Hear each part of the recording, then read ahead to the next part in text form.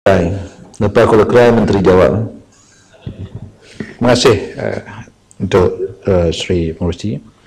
Saya ingin menyentuh sedikit mengenai B24 perdagangan antarabangsa 030,000. Yang ini mengenai dasar dan rundingan pelbagai hala.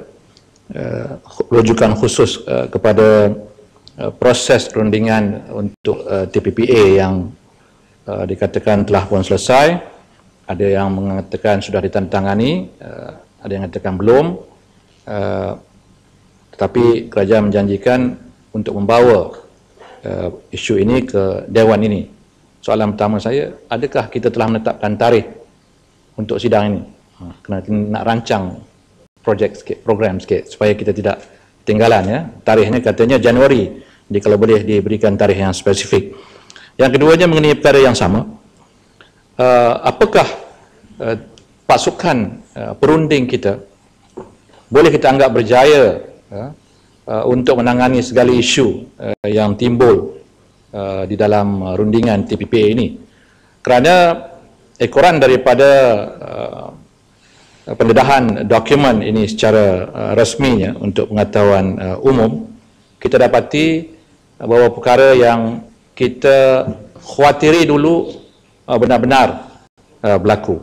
Kita telah bahaskan dalam Dewan ini mengenai biologics, ya, iaitu ubat-ubatan yang berkaitan dengan rawatan-rawatan kanser dan sebagainya. Mungkin tidak dapat dikurangkan kerana beberapa proses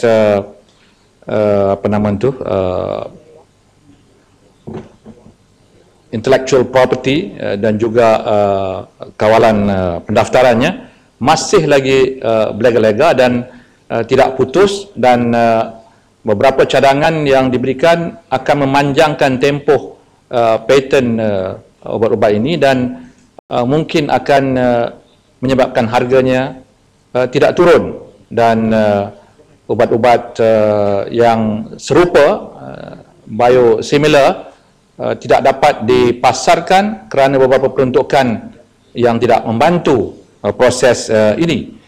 Walaupun ada dakwaan ataupun jawapan daripada pihak berkuasa bahawa harga ubat akan turun, apa yang disebut oleh tetamu negara kita, Presiden Barack Obama 2 hari lepas, bahawa sememangnya harga obat akan kekal tinggi, tetapi beliau minta supaya kita mempunyai sedikit understanding mengenai proses pengeluaran obat yang berteknologi tinggi dan kos dan sebagainya.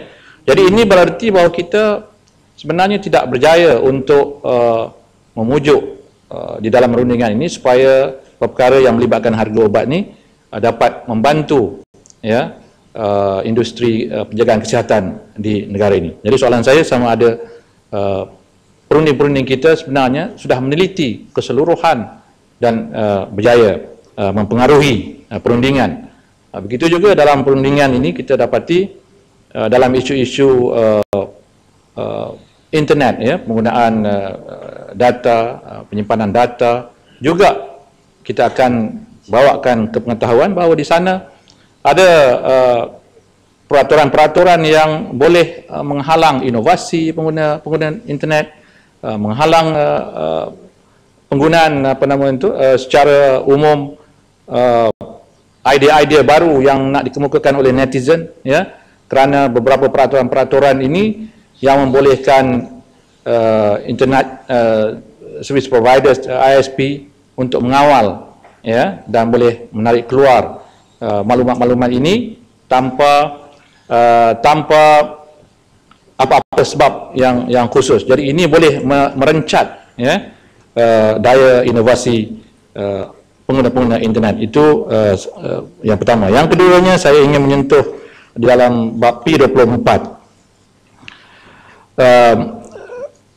Kementerian Perdagangan Antarabangsa dan Industri, iaitu skim pinjaman mudah otomasi dan pemadangan, ya, 00202. Saya inginkan detail untuk apakah pinjaman ini, ya, sama ada ianya untuk mempertahankan industri yang sudah mula tercabar kerana beberapa dasar-dasar baru keterbukaan yang kita laksanakan dalam negara kita ini.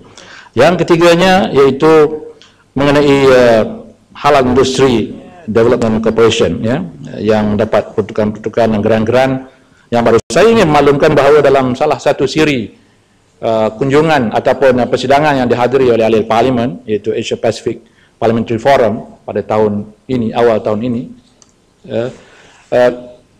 rombongan Malaysia, delegasi Malaysia telah membawa satu usul mengenai industri halal ini di persidangan tersebut, ya, dan mendapat sambutan yang baik.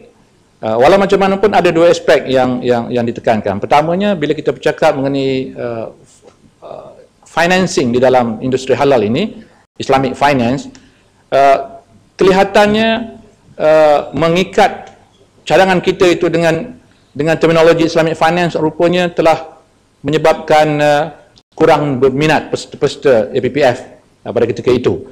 Jadi saya nak mencadangkan supaya dalam urusan ini yang lebih penting ialah substance-nya, ya.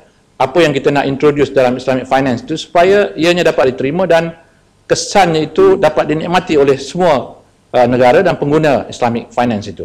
Kalau halangannya ialah oleh kerana adanya contohnya Islamfobia, maka sebarang kaitan itu nampaknya telah menutup ruang untuk kita memperkenalkan satu konsep keuangan yang cukup baik. Jadi nak minta pertimbangan daripada kerajaan dalam usul ini. Yang keduanya, bila dibawa usul mengenai industri halal ini kepada APPF itu, sambutan baik, ya. Malah negeri China, wakil-wakil daripada negeri China meminta untuk persidangan APPF yang seterusnya, iaitu tahun depan, memperincikan lagi, ya. Jadi kalau delegasi daripada negeri China ini berminat, artinya kita sudah berjaya membuka minat kepada suatu pasaran yang besar, iaitu negeri China. Jadi apa yang nak saya tekankan di sini adalah supaya MITI di dalam urusan memperkenalkan apa juga bidang industri kepada negara luar, tidak hanya bercakap dalam konteks hubungan antara perdagangan, tim perdagangan dengan perdagangan G2G, tetapi juga mengambil kira beberapa siri perhimpunan ataupun perbincangan yang melibatkan juga ahli parlimen kita. Jadi itu saja. Terima kasih.